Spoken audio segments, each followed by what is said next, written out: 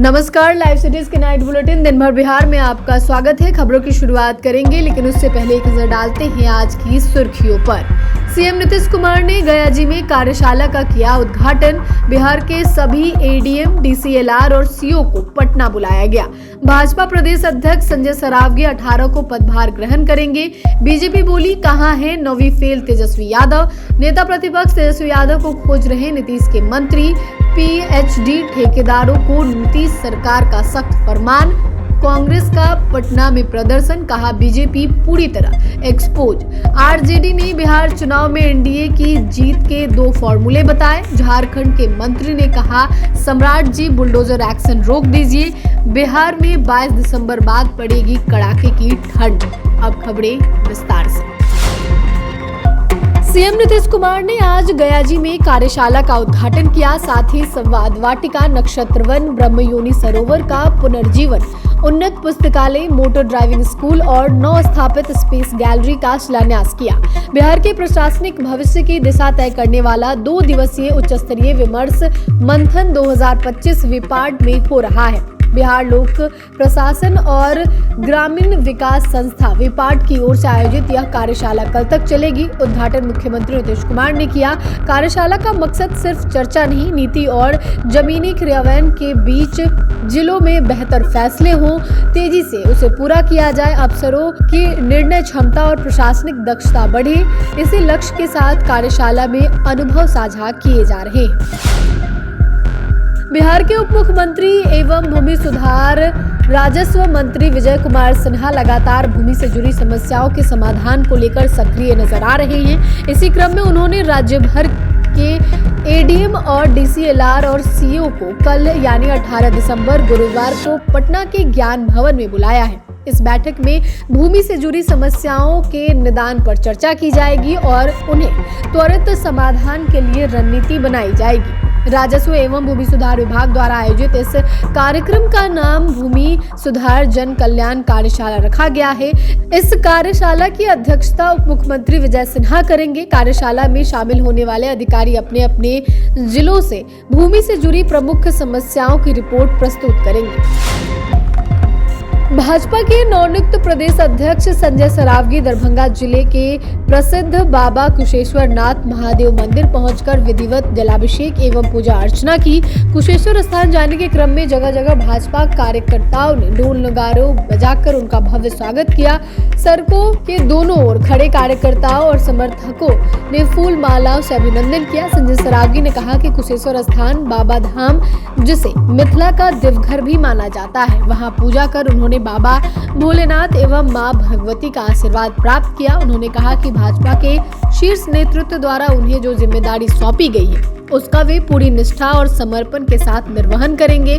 18 तारीख को प्रदेश कार्यालय पहुंचकर वे विधिवत भाजपा प्रदेश अध्यक्ष का पद ग्रहण करेंगे। बिहार चुनाव में हार के बाद बीजेपी और जेडीयू के नेता तेजस्वी यादव पर तंज कस रहे हैं। बीजेपी ने सोशल मीडिया पर तेजस्वी की तस्वीर लगाकर लिखा है कि नवी फेल कहां है। सोशल मीडिया पर बीजेपी ने तेजस्वी की तस्वीर पोस्ट की। तेजस्वी के ऊपर लिखा लापता, वहीं तेजस्वी के नीचे लिखा गया है नाम तेजस्वी यादव, पहचान नौवीं फेल। उसके बाद लिखा है, आखिरी बार कब देखा मीडिया से मुंह छुपाकर भागे हुए। जेडीयू प्रवक्ता नीरज कुमार ने कहा कि विद्यालय में जो पढ़ाई नहीं करता है ना, उसकी रुचि नहीं करती पढ़ाई में तो भाग जाता है। तेजस्वी यादव भाग कर जनता ने उन्हें भगा दिया। अब पिताजी को भी नहीं पता है, मंगनीलाल मंडल को हिम्मत नहीं कि वो बता पाए कि तेजस्वी कहाँ है, किस ग्रह पर है। तेजस्वी यादव लापता पोस्टर पर मंत्री संतोष सुमन ने कहा कि तेजस्वी विपक्ष के नेता हैं, सदन में रहना चाहिए, जनता के बीच में रहना चाहिए और नजर नहीं आ रहे हैं। हम सब भी खोज रहे हैं। कांग्रेस के मनरेगा वाली बात पर भी घेरते हुए कहा कि कोई नफरत नहीं है, महात्मा गांधी जी हमारे राष्ट्रपिता हैं, सिर्फ नाम बदला गया है, काम नहीं बदला है। वहीं चिराग के विधायक संजय सिंह भी बरसे। उन्होंने कहा कि हम भी सोच रहे थे कि पहली बार सदन में जाएंगे तो तेजस्वी यादव को देखेंगे कि कैसे प्रतिपक्ष की भूमिका निभाते हैं, क्या करते हैं, लेकिन वह तो थे ही नहीं। हम लोग उनकी भूमिका को देख नहीं पाए। लोक स्वास्थ्य अभिनियंत्रण विभाग के मंत्री संजय सिंह ने प्रेस कॉन्फ्रेंस कर विभागीय कार्यों एवं लंबित योजनाओं को लेकर कई अहम फैसलों को लेकर जानकारी दी। मंत्री ने स्पष्ट किया कि विभाग में काम कर रहे जिन ठेकेदारों पर बिजली बिल का बकाया है उन्हें आगामी टेंडर प्रक्रिया में भाग लेने की अनुमति नहीं दी जाएगी। ऐसे ठेकेदारों को बकाया राशि चुकाने के लिए 1 महीने का समय दिया गया है। मंत्री संजय सिंह ने बताया कि सभी पदाधिकारियों की जवाबदेही तय की गई है। उन्होंने चेतावनी दी है कि जो पदाधिकारी 1 महीने के भीतर बकाया राशि की वसूली सुनिश्चित नहीं कर पाएगा उनका वेतन रोक दिया जाएगा। बैठक में यह भी निर्णय लिया गया कि जिन योजनाओं का निर्णय रुका हुआ है उन्हें 1 महीने के भीतर पूरा करने की अनुमति और निर्देश दिए गए। मुख्य अभियंता द्वारा सभी कार्यों की नियमित मॉनिटरिंग की जाएगी।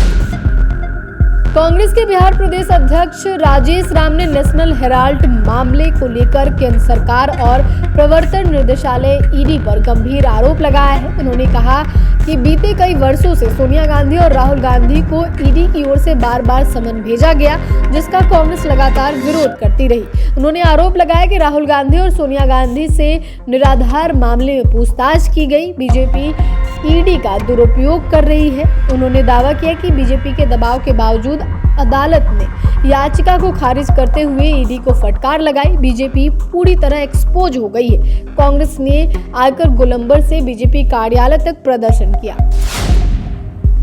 राष्ट्रीय जनता दल ने चुनाव से पहले महिलाओं के खाते में भेजे जाने और बिहार चुनाव में एनडीए की जीत पर तंज कसा है। राष्ट्रीय जनता दल ने कहा है कि बिहार चुनाव में जिस तरह से एनडीए की जीत हुई उसे 2 फॉर्मूले इजाद हुए। राजद ने एक्स पर लिखा कि इस बिहार चुनाव आयोग की मदद से सत्तारूढ़ दल के चुनाव जीतने से जुड़े 2 फॉर्मूले इजाद हुए हैं। पहला, बीच चुनाव पैसा बांट दो।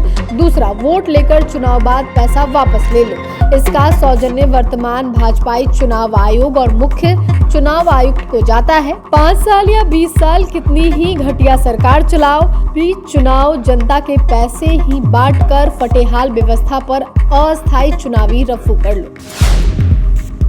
बिहार के डिप्टी सीएम सम्राट चौधरी से झारखंड के स्वास्थ्य मंत्री इरफान अंसारी मिले। उन्होंने दोनों की बातचीत हुई। इरफान अंसारी ने इस मुलाकात की तस्वीर सोशल मीडिया प्लेटफॉर्म एक्स पर साझा की और इसके साथ ही एक राजनीतिक संदेश भी दिया।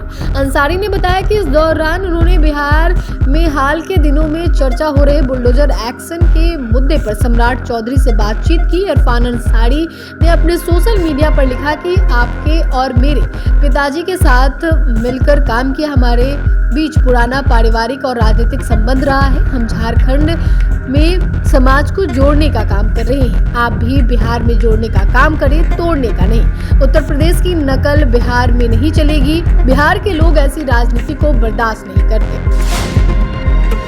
बिहार में 22 दिसंबर के बाद हार कपा देने वाली ठंड पड़ने की संभावना जताई जा रही है। मौसम विभाग ने इसको लेकर अलर्ट जारी किया है। मौसम विभाग का कहना है कि अब कोल्ड डे और शीतलहर जैसे दिन आएंगे। राज्य के अन्य हिस्सों में भी कोहरे का असर देखने को मिलेगा।